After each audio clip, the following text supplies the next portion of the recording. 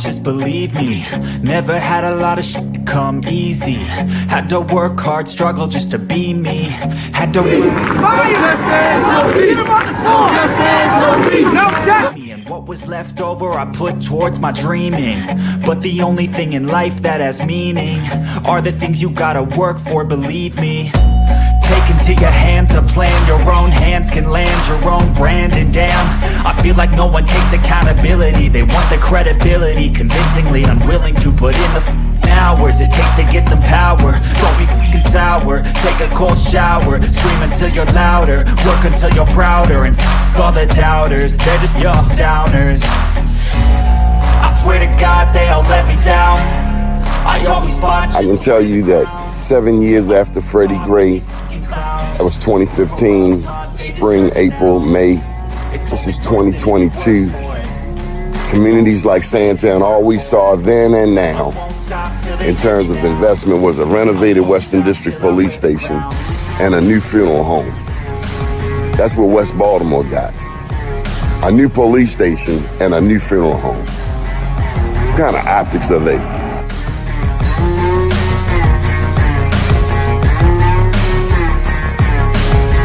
Was Freddie Gray any different than 1968 Baltimore riots? Dr. King's passing, killing, murder? Is it the same? No. I think, well, first of all, people who are being violent and burned, that's the same. But the point is what was the cause and what were they attempting to register? I always fought just to wear the crown. I'm off at these clowns. I love you. They deserve it now. It's right there. And I'll be it's only worth it if you work for it. I won't stop till they hear me now. I won't stop till I wear the crown. I swear to God they all let me down. I always fought just to wear the crown.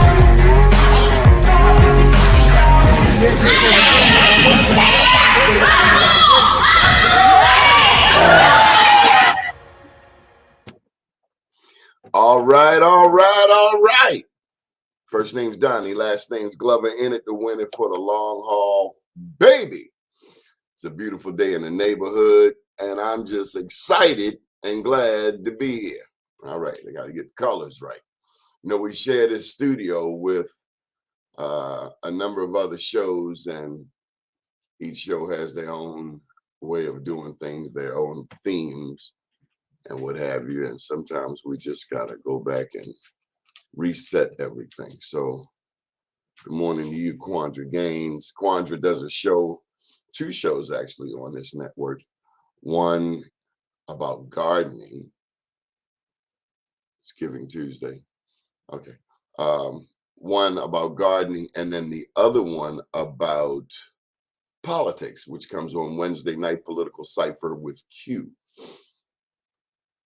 Political Cipher with Q. So I need to, since this is Giving Tuesday, if you are supportive of the Black press, then maybe you'll get a ticket to our 20th anniversary event. And just RSVP to Black Press Matters at Eventbrite.com. Bam! There you go. So I got a couple of things to talk to you about. Don't get absent-minded now. First of all, I talked briefly this morning with Dr. Andre Bundley, and he will be one of our honorees for the event right here, Black Press Matters, and that's coming up on the 10th. So not this Saturday, but the following Saturday over at Nancy by Snack, owned by Kevin Brown and his husband. Nancy by Snack has been there. I think they've been there, 16, 17 years. And for those who do not know, downtown Kevin Brown was the top Black journalist in Baltimore, according to my research. Used to write for the Afro, and other publications. Kevin Brown is now a restaurateur. Try to say that word fast 10 times. A restaurateur. And his spot is over at 131 West North Avenue. I thought I had this thing on quiet. Okay, so that's where we'll be. Big ups to Mr. Kevin Brown. But in talking with Dr. Bunley, and couldn't talk long, of course, we were getting ready for this show, the topic of education came up, and the topic of the violence in our schools and what we can do to thwart this violence, to stymie it, to halt it, to stop it. We're going, this trend of violence is like a big snowball, and it's only getting bigger and bigger and bigger because we haven't effectively addressed it. Whatever you want to say, whoever you want to point fingers at, whoever you want to blame, at the end of the day, this snowball of violence is getting bigger and bigger and bigger. No one is exempt from the violence. It is not our favorite conversation talking with people from other cities who ask us about Baltimore. I was checking out a piece earlier today, thanks to Damian Doherty, of Hassan Murphy, Billy Murphy's son, in a speech he was giving over in DC at a school that he once attended, I presume, and St. Albans. And his message to the young people was about their gifts, not just Christmas gifts, but actually our gift back to the world, our service. He was reflecting on Freddie Gray. So when I think of a Dr. Bunley, I remember years before Freddie Gray, how he and Dr. Tyrone Powers started the Children's First movement. And that was a very special movement for me, because for the first time, we were witnessing advocacy in the Black community about the most important thing ever, education. What's more important than education?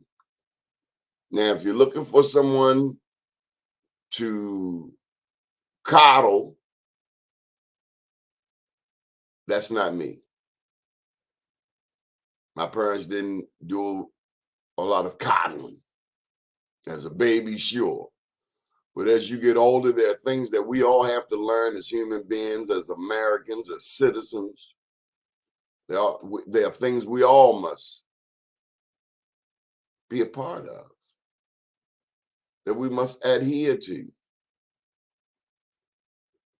Those who didn't study well, in my experience, coming through Baltimore City Public Schools, those who didn't take education seriously, they were left with one option: crime, slinging dope, slinging crack, slinging coke, robbing banks. I know a couple of bank robbers. I've met an assassin. Yes, I've met an assassin. Joe Dancer took out 25 people. And you'd be blown away to hear how that violence started as a teenager. One of, if not the most feared man in Baltimore at the time. But it started in the home, as it does with most of us. So in talking with Dr. Bunley on how we thwart this violence in our communities, it became painfully obvious that what's missing in these schools are the kinds of educators that got people like Dr. Bunley and myself through Baltimore City Public Schools. And those were educators, mostly Black back then, some white. I remember Dan Maurer. Dan Maurer was my English teacher down at Dunbar. And what I remember most about being in this class was I was writing, which I love to do. I was just writing and writing and writing and writing and writing. And I think after a while, sooner or later, you got to get good at it.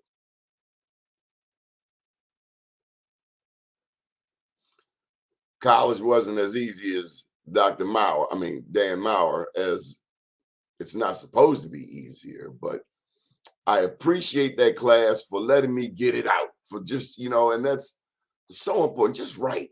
If you're an artist, just draw. The more you do it, you're bound to get better. And more than anything, I love it. I love writing. Been writing since I was 6 years old, since I learned how to put words together. Wrote a love letter to a girl named Lisa. I won't say the last name. I don't want to cause no trouble. 45 years later, 50-some years later. But what our young people lack is education being pushed first at home. We need an education mayor, a mayor that is focused on education, a mayor that understands these young people. And I'm not saying that Dr. Bundley should run for mayor. I'm not saying that. But we need a Dr. Bundley certainly running this Baltimore City public school system. We need someone who understands the reality of the streets of Baltimore, the culture on these streets, what these young people go through, and how to reach them.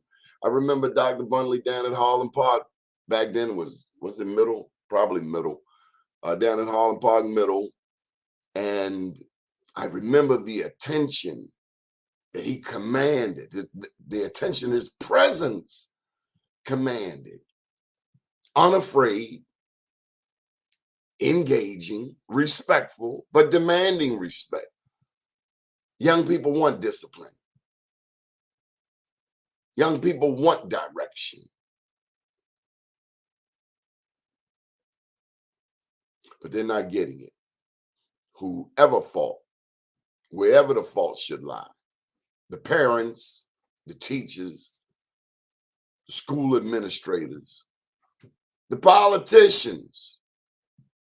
Tell you something else, and I got to put it out there. And I'm going to get to my topic on tipping, believe you me.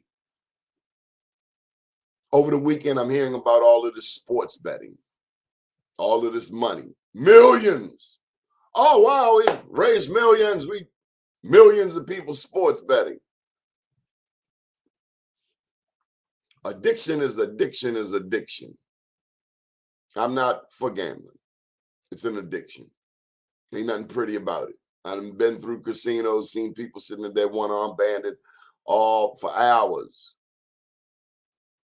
I got other weaknesses. I've had other challenges, but gambling ain't one of them. I hate gambling. I hate it because I've watched what it does to people, to families, to communities. It's not slick. It's not cute. Ain't nothing funny about it. You done just spent your mortgage and doubling down, and you get ready to mess up your second mortgage. Chasing that feeling. It's addiction. No two ways about it. But all of this, they were talking about all of this money generated from gambling. And all that could come to mind was 1973. I was 8 years old.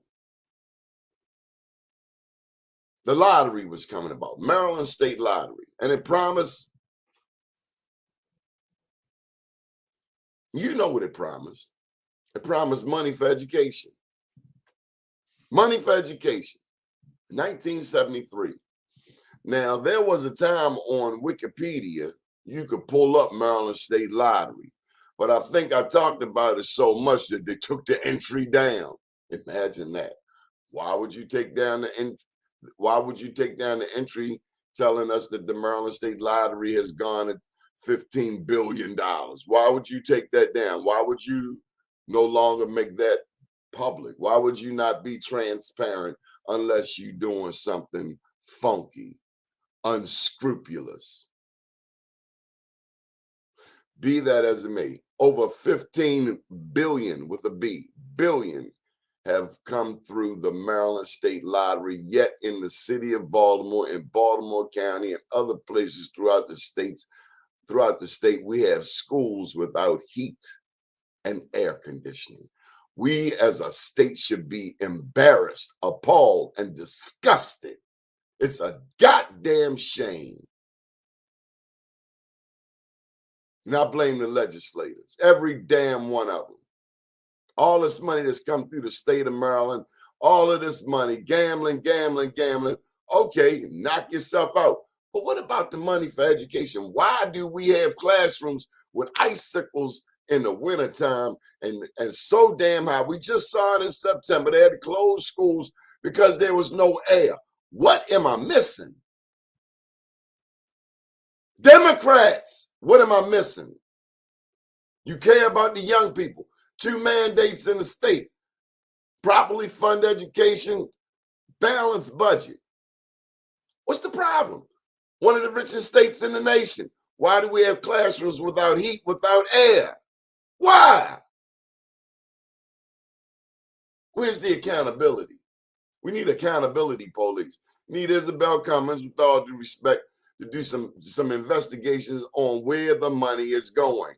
Why do we have people paid for this and that, and we're getting sloppy service?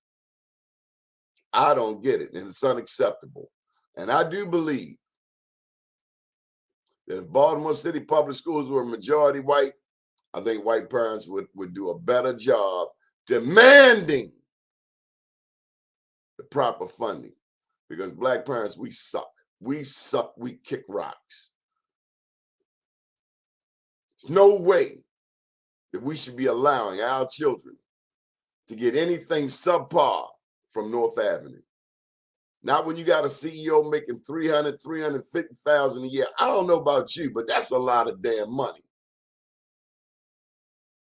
I'm just not satisfied. And I barely, well, I ain't gonna say barely, but I try to watch not too much of Fox because it's toxic and contaminating. But as repeatedly pointed out, a lot of times they look like they're the only ones asking the real questions. Jane Miller has retired. She's one of our honorees, by the way, for this Black Press Matters. But it's just unacceptable. We have failed the young people in school. We knew back in school, back in junior high school, we knew who was going to make it the legitimate way, and we knew who was going to end up in prison. We knew then. And your better educators, educational experts know by the age of 8 who's going to the penitentiary. Whoa, there's no way we can reverse this trend of school to prison pipeline. There's no way. I don't know anybody who makes guns. Do you? Not in the black community. We're not making guns. We're not making fentanyl. That's some conspiracy. We don't make guns. How do guns end up here? Where do guns come from? Guns everywhere. And then I'm watching some of the murder suspects, and there's just like a glaze over their eyes, like this is what it is. No, it's not. Now this young man got to sit over Patuxent Institute for the Criminally Insane, Jessup ECI, Supermax for 15, 20 years, 30 years. Because when he was young, he got no greater thrill than to hold that gun over somebody and pull off 6, 7, 8 shots. Watching a police officer last night who he ended up getting paralyzed by the very same people that he had been investigating on a humble, presumably.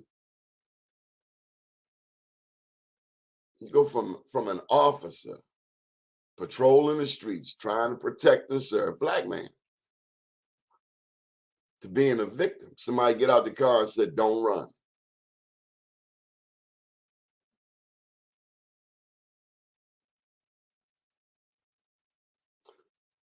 This is what happens when you don't have a lot of love, when love is not nurtured. What's nurtured?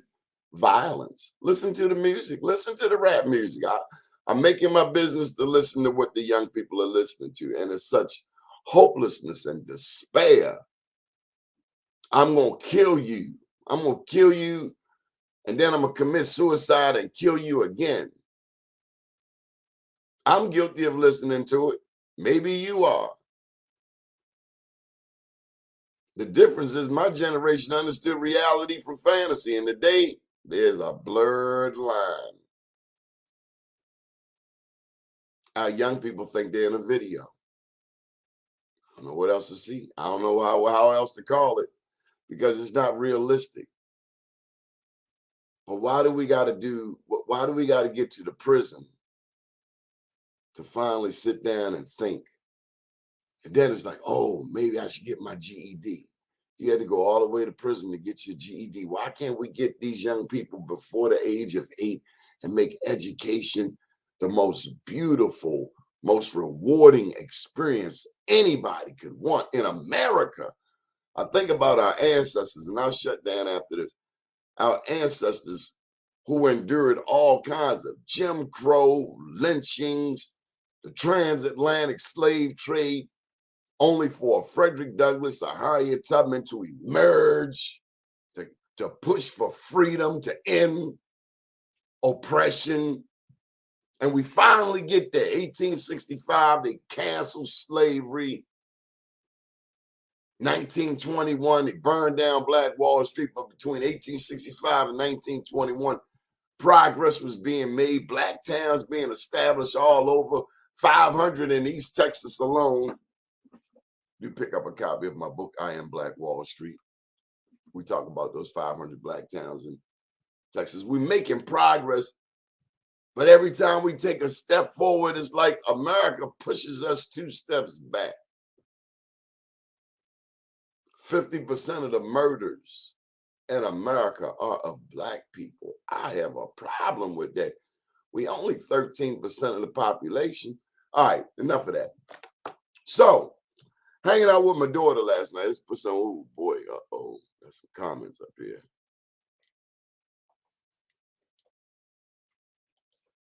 Let's start at the top. Quandra, you are on a roll. Giving Tuesday. Did I see Till? I did not watch Till. Did you watch it? I saw it on the screen. I don't know about you, but I'm not big on watching stories that re-traumatize me. I mean, watching Emmett Till and no, I did not watch the movie. And I can't say that I want to watch the movie. I can't say that I want to watch it. That's me.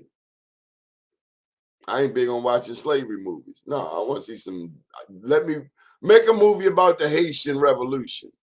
I'm tired of seeing Sambos and people, oh yes, let me plug my second book. I got to get better at this in the upcoming year. Unapologetically Black. Does that look like somebody wants to see a damn slave movie? Not to me.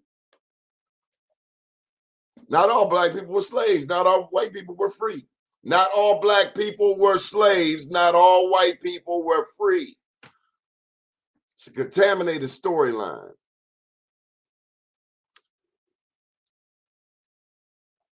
Yeah, a lot of black people at them casinos, one-armed bandit. Presumably talking about Baltimore City Public Schools.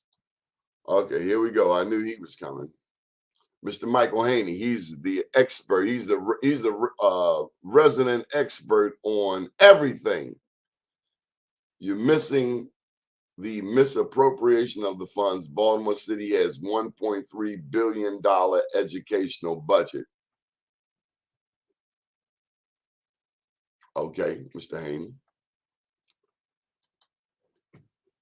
Baltimore City Public School System received money for emergency repairs, heating, and air, and they did nothing with it. It was sent back to Annapolis. Do tell. That's not very encouraging. There you go. Parents are the ones who hold the system accountable, not our parents And Baltimore City Public Schools, let's be honest, at the meetings, they're not very welcoming to parents. Parents seem like they have really, and that's the important part of having Ashley Esposito and Kwame Kenyatta Bay on the school board, so that the people at the school board, some of whom are some very accomplished African Americans, stay connected. Because sometimes education makes us too damn smart. We become so smart we're stupid. That's what too much education to do. Some people whole lives is spent in a damn book as opposed to actually touching, learning, doing. But hey, I'm no educational expert. Yes, Michael Haney. Jane Miller is an honoree. Do you have a problem with that, Michael Haney, Sr.? I love me some Jane Miller. I don't know about you and your relationship or what you think of her, but I particularly love her. And one of the reasons I love her is because she would cover my community. I would call her and tell her about some things going on here, and she would be right here. So I don't know about you, Michael Haney. Are you saying that you don't have any white friends? Is that what you're saying, Michael Haney? Jane Miller and honoree, you damn right. You damn right. Been on her station many times, Haney. I thought you knew. She's interviewed me several times. I just didn't know you didn't know, Mr. Haney. You might want to do your research. Don't mess with Jane Miller. Plus, she looked like she might teach you a thing or two, Michael Haney. We need to hire local for the CEO. I tend to agree with that all the way. My daddy agreed with you too, Quandra. He said he didn't understand why we go all around the country when you have some of the greatest talent right here. And let's not overlook Johns Hopkins, Morgan State University, Coppin State. Quite frankly, when Freddie Gray happened, Coppin's president was sickly at the time, or the president at the time was sickly. Coppin, to me, never, Freddie Gray right down the street, you're supposed to be the masters of the topic. Nobody's supposed to know more, but Coppin was going through a transition, said a number of presidents since Dr. Calvin Burnett's 32-year tenure. And that, I think, is a part of the dilemma that Coppin faces. And yes, I'm a fan of Dr. Calvin Burnett too, Michael Haney, for the record. And ask me about that. All right. Transformational Tuesday. We got a new name for it. Happy Transformational Tuesday. And at Gregory, there's a Coppin Eagle. We got to get on to the next part of the story. If education is not important in the home, then why should it matter in the schools? Well, Michael Haney, you're finally correct about that. Invert the pyramid of accountability.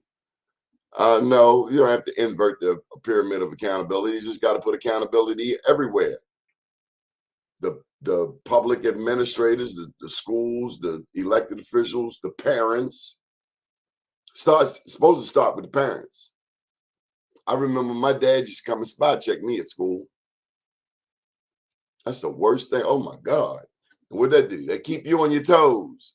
You know that any minute your parent could be at that door. So you don't want to be the one cracking slick. Tell you this. There were other parents who never came up to the school, and their kids were the ones starting the most trouble. Because no one ever taught that parent to check on their kids.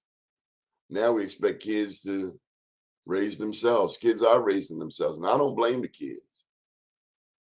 I'll share a poem with you later on. So let me get to this thing. I was going out last, enjoying a dinner with my daughter, and I've come to the realization that clearly times have changed. Did you know that some restaurants, and I haven't done a broad survey,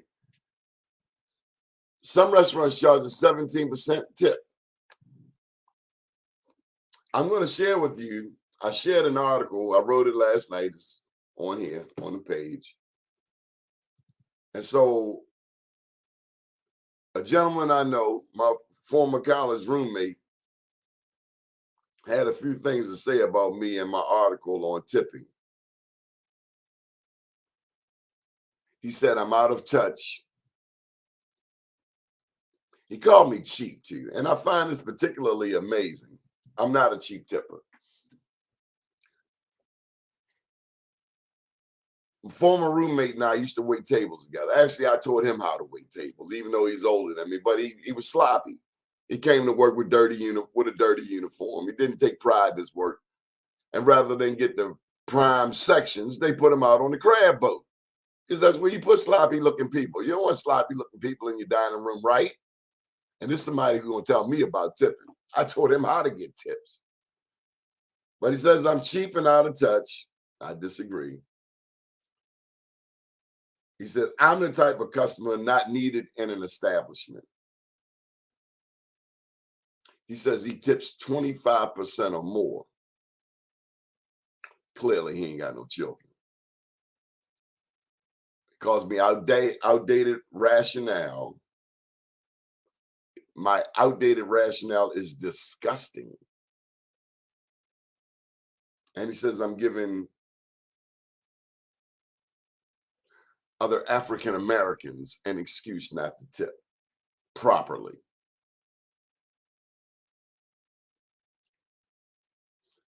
He cussed me out and called me an ignorant journalist. Okay. Why? Because I think when I go into a restaurant, you're supposed to get a 25% tip. Okay, what do I get? For instance,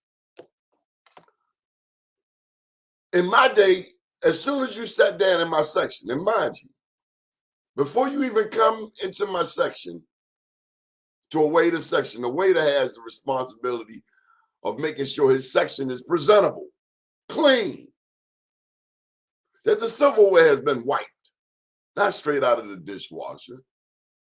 They don't even put glasses on the table anymore, which gets me to my first point. The first thing you're supposed to get is a glass of damn water. I don't know about you, but who doesn't give water? Nobody these days, but he wanted a 25% tip.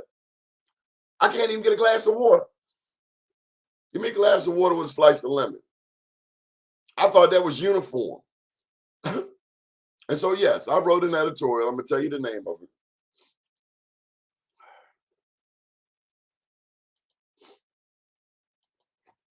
Yeah, I got some sentiments. I was a top waiter. What are you talking about? Nobody wants to be accountable. Everybody wants something. So the article is, are today's waiters too entitled? And I say, you're damn right. Okay. The order of food, Mr. Waiter: appetizer, soup, salad, entree. That's the order of food. You go in a restaurant, they give you the menu. It's got appetizers, it's got soup, it's got salad, it's got entrees. And they are supposed to come in a certain order. Is it my fault the waiter don't know that the order of the food? Is it my fault that you didn't train your waiter? So you don't get water, you don't get bread.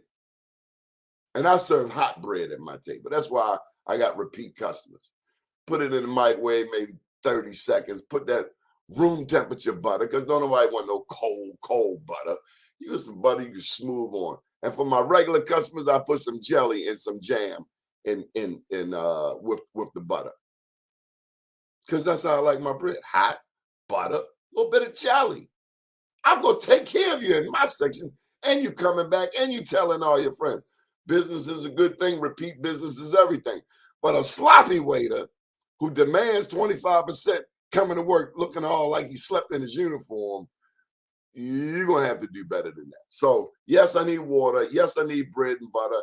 And yes, I need the waiter. If they don't understand the order, and I'm getting a little out there now, appetizer, soup, salad, entree, if they don't know that order, then how about this? Don't bring it all at the same damn time. Is that too hard to understand? Jeez, the soup was cold. Yeah, the soup is supposed to be hot, a certain temperature. You can't serve it unless it's a certain temperature. Hot. Damn near burning your fingers if you touch the bowl. Hot. I like my soup hot. I don't like cold soup. Period. Now I'm a tip. I've tipped despite crappy service anyway, but today I'm making a stand. I'm making a stand for anybody out there who feel like they getting crappy service in a restaurant. I'm making a stand stand up for yourself, speak up for yourself. And then I go to the manager who's leaning up against the wall. He might have slept in his clothes last night too. And he couldn't understand what I was confused about. I'm confused why all my damn food and I'm swatting flies. Because I got a appetizer, soup, and a salad all in one damn place, trying to eat one at a time. Yes, I was annoyed. Yes, I was perturbed. But I'm not going to put the restaurant out there. Let me tell you why I'm not going to put them out there. Because I've known the manager. The manager was leaving as I was coming. I know if the manager was there, it wouldn't have gone down like that. But you get these new people with dirty sections and dirty uniforms. I guess I just got to order my food to go. I guess that stop expecting Center Club behavior from somewhere that's not the Center Club. Restaurants are hard work. I worked in restaurants for 15 years, at least. Did everything from dishwasher to busboy, host, maitre d', opened Stouffer's, what was it, Windows Restaurant, opened it, opened Harrison's, worked in Atlanta, Hyatt Regency. They don't even come back to check to see if the food was okay. I guess last night wasn't the best case scenario because I just wasn't satisfied. I was trying to enjoy my dinner with my daughter. And I'm trying to teach her etiquette. And no, you shouldn't go in a restaurant with a chip on your shoulder because these are people serving your food. And you really don't want to play with people serving your food. At the same time, if you expect a 25% tip, I expect a basic modicum of service. And I'd love to hear your thoughts. Whew, got that out there in shorter period of time than I thought. Let's see what your thoughts are. All the way from Tampa, Michael from Sandtown. It has been intentional to attack our young people through music, specifically rap music.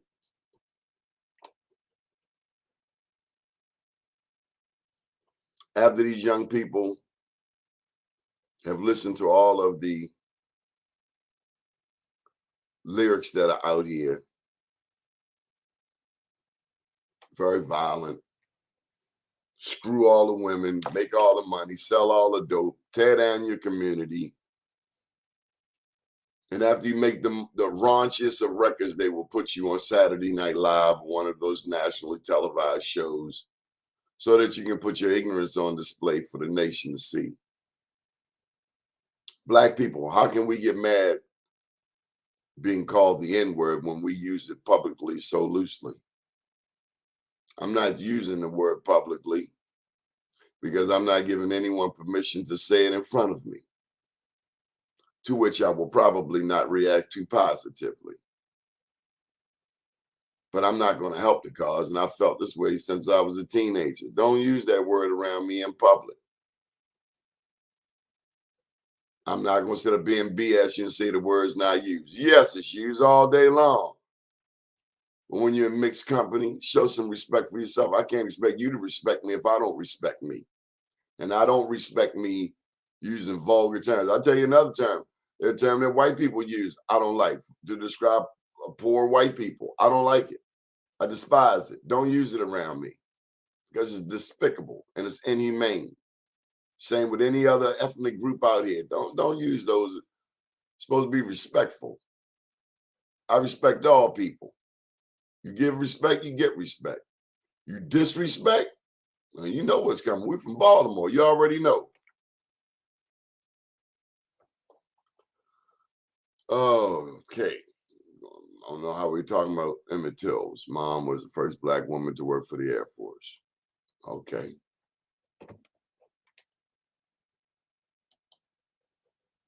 The superintendent is accomplished and black as well.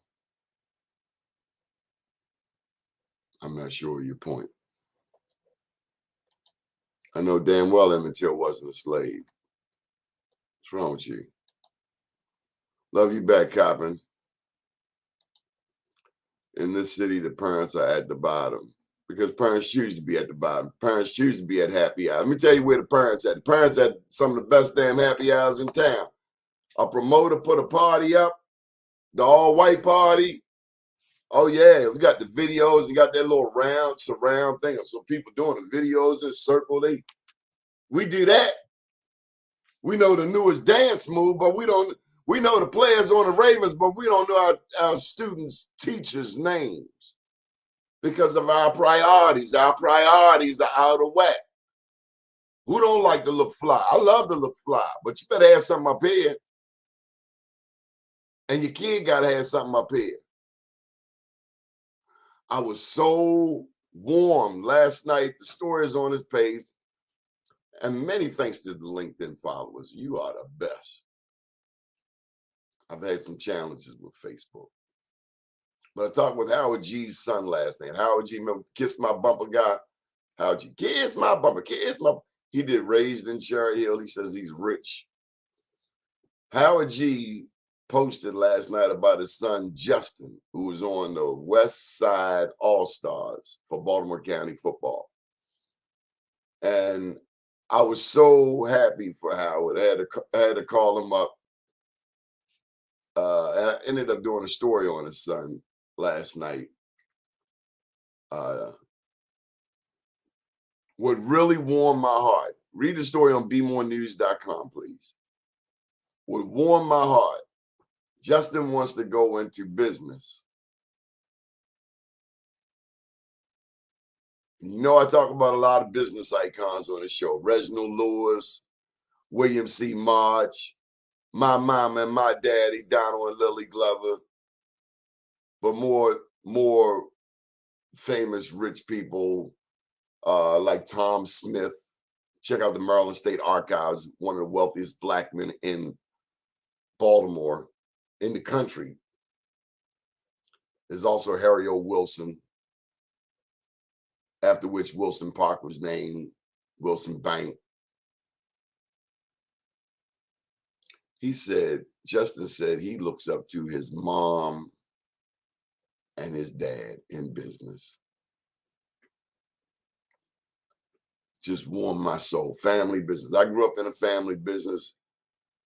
Now, I wouldn't trade it for anything in the world. Not that you can as a child. You grow up with whatever your parents have.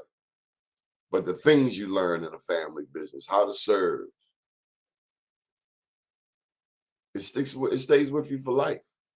So to hear Justin talk about how proud he was of his mom for opening her own business, it was magical, simply magical. Okay. Spot checks in schools are amazing and worthwhile. Yes, spot check your kid. Spot check your kid. Spot check your kid. Nina, been there. Nina might have been there when my dad would show up. You know the feeling when your dad shows up at the school and you cutting up? Well, I didn't really experience that. But just to look up and see your dad at the door. And then let me tell you what really got me was the teachers knew my father by name. Now, as a little kid, you're asking yourself, like, hold up. Wait a minute. You only see my dad intermittently. How do you know my dad's name? That's what I'm thinking as a little kid. How does the teacher know my dad's name? How? It used to, inquisitive kid, yes, I was, but I always wondered, how in the hell, it's a little kid. That's my thinking. How do you know my daddy's name? But now I get it. I understand. When I would go up to my son's school, of course they knew my name.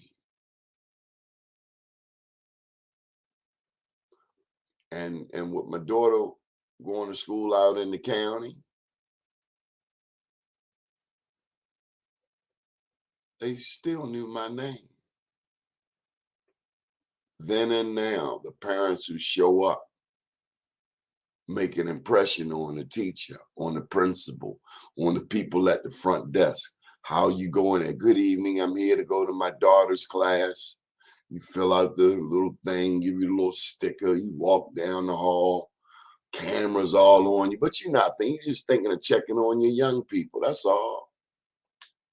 That's how they know your name. They know your daddy's name because your daddy came up to the school and checked on you and said hello to the principal, said hello to the teacher, to the assistant, to the teacher next door. And then the little kids see some young people from my son's class, way back when he was at New Song.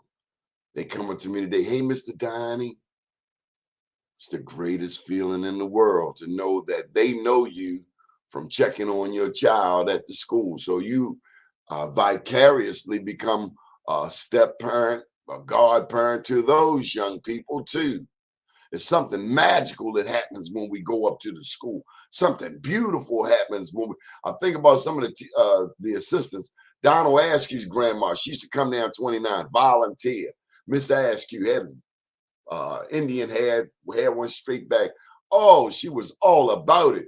And while Donald and I both went through the streets of West Baltimore and had our challenges, it was people like his grandmother and my father who actually saved our lives. Yes, it starts in the home. Miss Askew would move heaven and earth to give Donald a chance. And Donald is doing just swell. Big ups to you, Q. And she's happy, rest her soul. Eula know about food. She makes some of the best soup. Oh my God, you're absolutely correct. Customer service is everything. It's very difficult to find great employees.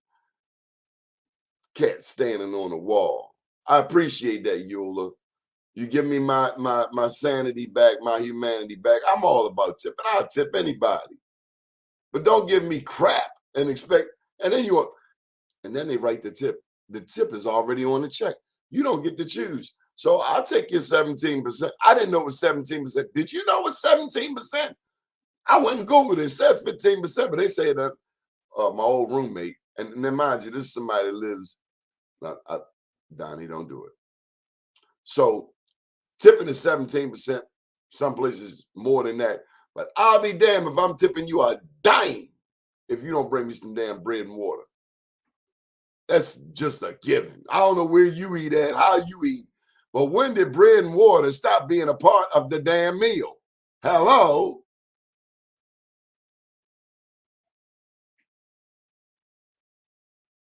I don't get it. And I don't accept it. Unacceptable. You get 20. You just get. No, you don't. You earn it.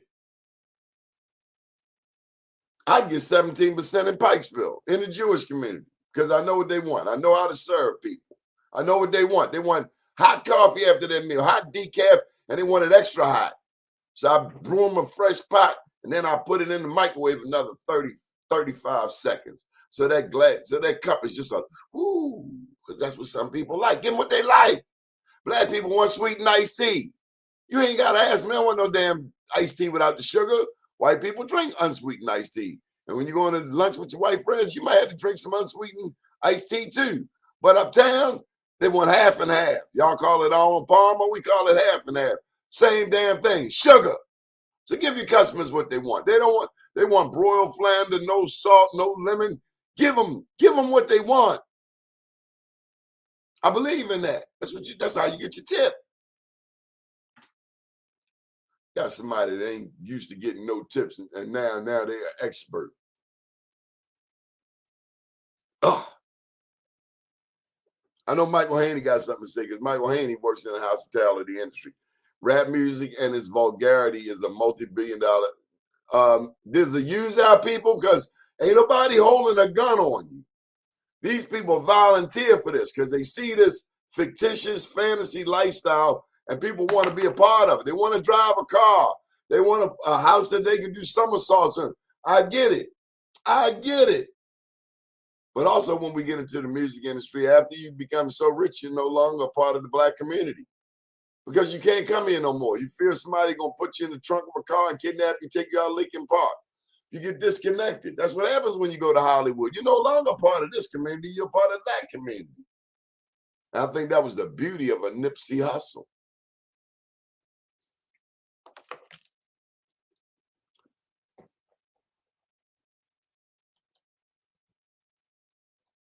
Michael Haney, you have some self-esteem issues that you're wrestling with. I did not.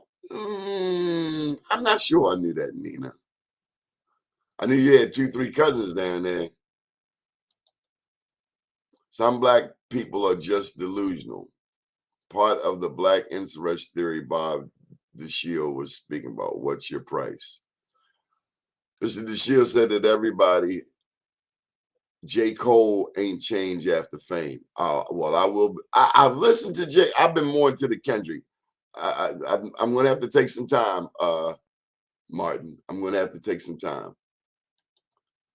Like giving them a garbage bag of weed and telling them they can make a lot of money.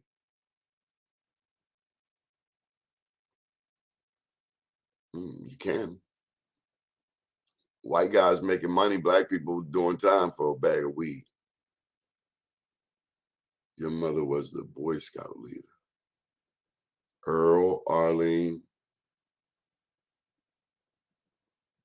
Remember Earl, I don't know about Arlene. Someone can always say, okay, we said that. And J. Cole. Okay. That's a wrap. Did 52 minutes this morning. Stay tuned tonight. Political Cipher with Quandra Gaines. Proud of Quandra. For those who don't know Quandra, I first met Quandra over at the Men's Center, 2222 Jefferson Street. And I've always been grateful. I've actually marveled at her ability to help people, whether you need to go to the doctor, whether you need to go to treatment, whether you need to go to gas and electric, water bill situation. I've watched Quandra help countless people. Her and Mr. Leon Purnell over there at 22. She's no longer there. But when she was there, I watched her help a lot of people, including me. Running a business is no easy thing. And sometimes, you know, people think you should know something. I don't know everything. I need help just like everybody else. There's no way one person can know it all. In business alone, nobody can know everything about business. You might be able to write a business plan, don't mean you know accounting. You might know accounting, but don't mean you know insurance. You might know insurance, don't mean you know interest rates and all of the stuff around interest rates, the Federal Reserve, the economy, NASDAQ, Chicago, blah, blah, blah. So we all need help. And if we share our gifts, that was the speech that I listened to this morning, thanks to Damien, of Billy Murphy's son, Hassan. We have to return our gifts. I have a good quote for it. Found it this morning. It's by Pablo Picasso. These will be my final words. The meaning of life is to find your gift. The purpose of life is to give it away. My name's Donnie Glover. Be kind to someone. Look out for the less fortunate. If you can be a blessing to someone, please do so. Everybody's struggling out here. Here comes Michael Haney again. I don't know why he just doesn't come on the show. Yep. Would have been novel if the weed legislation would have given black people a fair shake at selling it after locking up a multitude of us, still locking us up. Well, that's pretty accurate. If we want things to get better, if we want things to change, then we have to make it change. And we can't just look out for ourselves. We can't just look out for our, and that's the problem in the black community. You got black people who make it in position. And you cannot blame white people for this. Black people, you make it into position. You're now the this and this and this and this and this and that. You got this big old title. We love it. Just don't forget where you come from. Hold the door for somebody else. Let somebody else in the door. Like somebody help your black ass in the door. My name's Donnie Glover. Have a beautiful day. But no, we forget. Got to make that payment, that car payment, that mortgage payment. Got to get that bigger house. The hell with where I come from. The hell with Easterwood needing a new wreck. The hell with all of them. But you come on TV talking like you like black people, like you love black people, and you want people to feel sorry for you. when things don't go your way. Kind of like them waiters.